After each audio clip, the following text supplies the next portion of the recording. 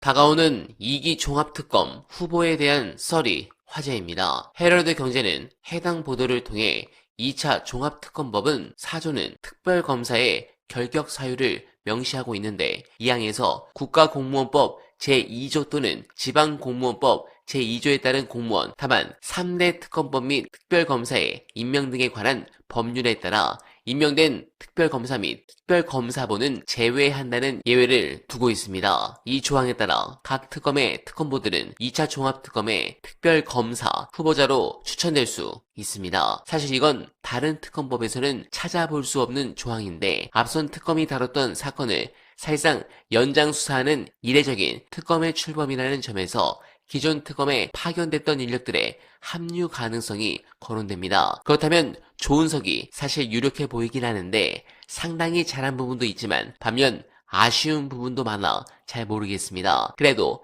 내란 특검은 어제 정말 큰 성과를 냈죠. 관련해 제가 청와대를 취재하면 사실 이분의 분석이 90% 이상 맞을 때가 많았지만 최근 많이 비판을 받는 분의 분석 끝까지 들어주시고 여러분들의 생각 댓글로 부탁드립니다. 뭐 다들 형량 보고 이제 놀라셨을 것 같은데 이게 내란 수괴는 뭐 사형하고 무기징역밖에 없고 지금 이번에 내렸던 거 같은 경우에는 이제 그 형량 자체가 사형, 무기징역, 5년 이상 유기징역이거든요. 그렇죠. 네, 그런데 특검이 15년 구형했기 때문에 5년에서 한 40년까지는 할 수 있다. 네. 근데 그거를 구형이 좀 작았다. 내란임에도 불구하고 네. 그렇게 이제 재판부는 판단한 것 같고 오늘 판결에 제일 중요한 건 역시 내란임을 인정한 것 사법부가. 그래서 앞서 있었던 윤석열 체포 방해죄 사실 윤석열 변호인단은 공소 기각되길 바랬을 거예요. 근데 거기서 공수처 수사는 불법이 아니다. 체포 시도도 불법이 아니다. 정해줬단 말이죠. 네.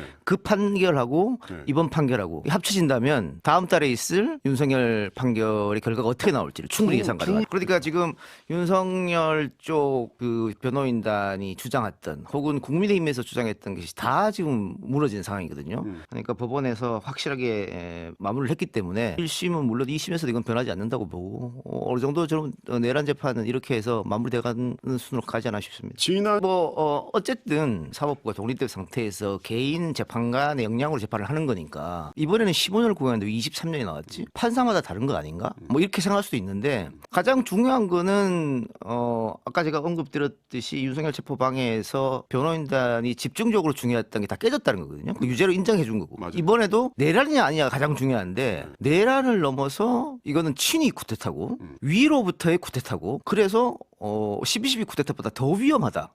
그러니까 사실 뭐 12.12 쿠데타 5.18 내란 사건 같은 경우에는 미수가 아니고 기수잖아요. 이건 어떻게 보면 미수 사건이고. 그럼에도 불구하고 그때보다 이게 더 엄중하다. 그렇죠. 실패했지만 만약 성공했으면 더 많은 희생자가 생기지 않았겠느냐. 이렇게 했기 때문에 저는 이 두 가지 판결을 봤을 때 그 직연 재판부가 국민적 불신을 받고 있다고 하더라도 네. 이 판결을 넘어서는 완전히 뒤집는 판결은 하지 못하리라고 봅니다. 크게 보면 그런 것 같아요. 이 범죄는 내란 범죄가 맞다. 그리고 스스로 걷어들이지 않고 국민과 시민들이 막아준 것이다. 그리고 한덕수 국무총리는 헌법을 수호할 의무와 책무에 있는 위치에 있었음에도 불구하고 그러지 않았다. 반성이 없다. 그런 점에서 오늘 재판의 결과는 상당히 좀 우리가 다시 한번 복귀할 필요가 좀 있지 않냐. 특히 국민의힘 의원들이 윤석열 체포하러 공수처에서 나갔을 때 40여 명이 앞에서 막았었거든요. 그런데 그게 합법적이라는 거 아닙니까? 그럼 이번 판결이 그런 사람들한테도 경각심을 불러일으키는 게 아닌가 싶습니다.